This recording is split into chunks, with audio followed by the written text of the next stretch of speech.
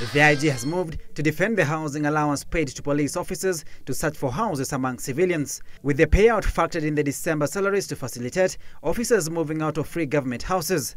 There is already brewing disquiet among officers that the amount is too low to secure decent housing. But the IG says the amount is good enough.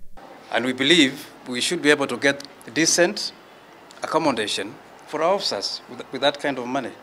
Because as of now, they are actually getting far higher than what other public servants of similar scales. The allowances paid according to rank and location. In Nairobi, the lowest ranking officers or constables have received 9,500 shillings for housing allowance, 3,000 shillings for transport allowance, and a further 3,000 shillings for house supplementation allowance, an allowance to cater for utility bills like electricity, water, and other house bills.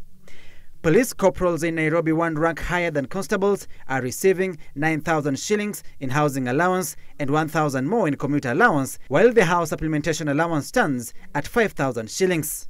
Police constable based in other counties of Mombasa, Kisumu, Nakuru, Nyeri and other major towns are receiving a housing allowance of 7,000 shillings. Combined with the commuter and supplementation allowance, the facilitative emoluments amount to 13,000 shillings. For constables in all other counties, a housing allowance of 5,500 shillings has been paid. The IG saying the allowances were set by the Salaries and Remuneration Commission. Nobody, including yourself, has sufficient pay or sufficient allowance. Nobody.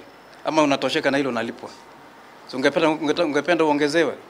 Hata sisi tungependa tuongezewe, but that's what is available as of now.